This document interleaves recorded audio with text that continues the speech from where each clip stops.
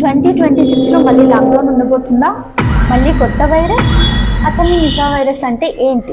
దీని లక్షణాలు ఏంటి? ట్రీట్మెంట్ ఏంటి? ప్రివెన్షన్ ఎలా ఉంటుంది? ఇవన్నీ ఈ వీడియోలో క్లియర్గా తెలుసుకుందాం. కానీ ఈ వీడియో ఎవరిని భయపెట్టడానికి మాత్రం కాదు, జాగ్రత్త పెట్టడానికి. నేను మీ doctor Ayesha, general physician, Ayesha clinic, Kalikiri. మీరు ఈ వీడియో చూడకముందే వాట్సాప్లోనో, ఇన్స్టాగ్రామ్లోనో, యూట్యూబ్లోనో ఒక మాట వినే ఉంటారు కదా, నిపా వైరస్ మళ్ళీ వచ్చిందని. ఇది కరోనా కంటే చాలా డేంజర్, అసలు ట్రీట్మెంటే లేదు, మోస్ట్లీ డెత్, ఇలాంటివన్నీ వినే ఉంటారు. అసలు నిజమేంటి? భయపడాలా లేదా జాగ్రత్త పడాలా? నేను ఒక డాక్టర్గా మీ భయం పోగొట్టడానికి, ఫేక్ న్యూస్లు ఏం లేకుండా క్లియర్గా నిపా వైరస్ గురించి చెప్పడానికి మీ ముందుకు వచ్చాను. సో ఫస్ట్, నిపా వైరస్ అంటే ఏంటి? ఇదొక జూనోటిక్ వైరస్. అంటే ఏంటంటే ఇది జంతువుల నుంచి మనుషులకి వ్యాపిస్తుంది అన్నమాట. మెయిన్గా ఫ్రూట్ బ్యాట్స్ అంటారు, తెలుసు కదా, అంటే గబ్బిలాల నుంచి ఎక్కువగా వ్యాప్తి చెందుతుంది. ఈ నిపా వైరస్ కొత్తదా, ఇప్పుడే వచ్చిందా అంటే కాదు. ఇది ఆల్రెడీ 1998లోనే ఉండేది, మలేషియాలో గుర్తించారు. తర్వాత భారతదేశంలో కూడా బంగ్లాదేశ్ ఇలాంటి చోట్ల గమనించారు.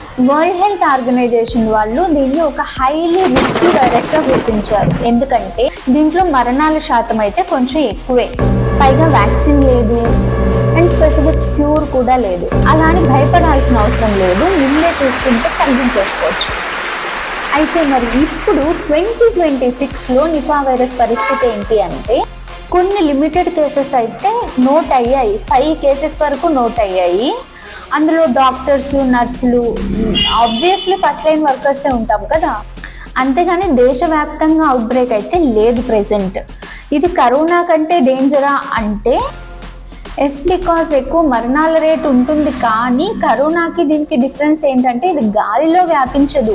కరోనా టైంలో గాలే కలుషితం అయిపోయింది మనకు, బట్ ఇక్కడ ఏమవుతుందంటే జంతువుల నుంచి వ్యాపిస్తుంది అనమాట. ఈ నిపా వైరస్ ఎలా వ్యాపిస్తుంది అంటే మెయిన్గా 5 మార్గాలు. ఒకటి, గబ్బిలాలు కొరికిన పళ్ళు. అంటే మనం ఏదైనా ఫ్రూట్ తినేసేటప్పుడు సగం కొరికిన పళ్ళు, చెట్టు మీద నుంచి రాలినవి చిల్లక తినిందని తినేస్తూ ఉంటారు కదా, అది మాత్రం అస్సలు చేయకండి. అండ్ ఇలాంటి తాటి కళ్ళు, ఈత కళ్ళు, ఖర్జూరం కళ్ళు ఇలా ఉంటాయి కదా, ఉడికించకుండా జస్ట్ ఫ్రూట్ నుంచి వచ్చే జ్యూస్ లాంటివి తాగేస్తూ ఉంటాం కదా, అది కొన్ని రోజులు అవాయిడ్ చేయండి. అండ్ ఇన్ఫెక్టెడ్ యానిమల్స్ ఉంటాయి కదా, లైక్ పిగ్స్ కానీ డాగ్స్ కానీ ఇన్ఫెక్షన్తో చనిపోయి ఉంటాయి, వాటి దగ్గరికి వెళ్ళడం, ఇన్ఫెక్టెడ్ పర్సన్తో క్లోజ్ కాంటాక్ట్ అవ్వడం వల్ల అంటే వాళ్ళ బాడీ ఫ్లూయిడ్స్ నుంచి వ్యాపించే అవకాశాలు ఉంటాయి. అండ్ దీని లక్షణాలు చూసుకున్నట్టయితే 2 దశల్లో ఉంటుంది అనమాట. ఒకటి, మైల్డ్ సిమ్టమ్స్ ఉంటాయి, కొన్ని సివియర్ సిమ్టమ్స్ ఉంటాయి.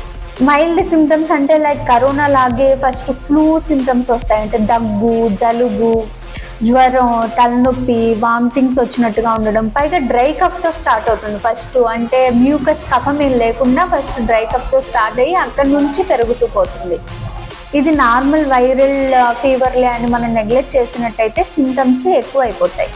అప్పుడు ఊపిరి తీసుకోవడంలో ఇబ్బంది, మాట్లాడలేకపోవడము, కన్ఫ్యూజన్గా ఉండడము, కొన్నిసార్లు ఫిట్స్ రావడము, కోమాలో కూడా వెళ్ళిపోయే ఛాన్సెస్ ఉంటాయి. ఎందుకంటే ఇది బ్రెయిన్కి పట్టేస్తుంది, ఎన్సెఫలైటిస్ అని అంటారు.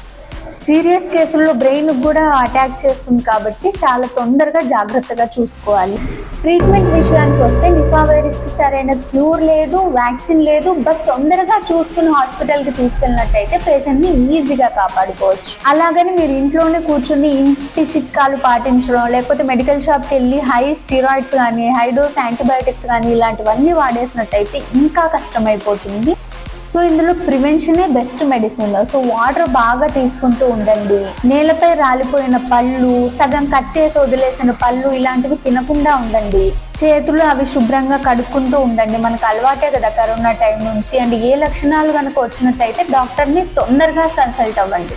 మరీ ఎక్కువగా భయపడిపోవాల్సిన అవసరం అయితే లేదు, అవేర్నెస్ ఉంటే చాలు.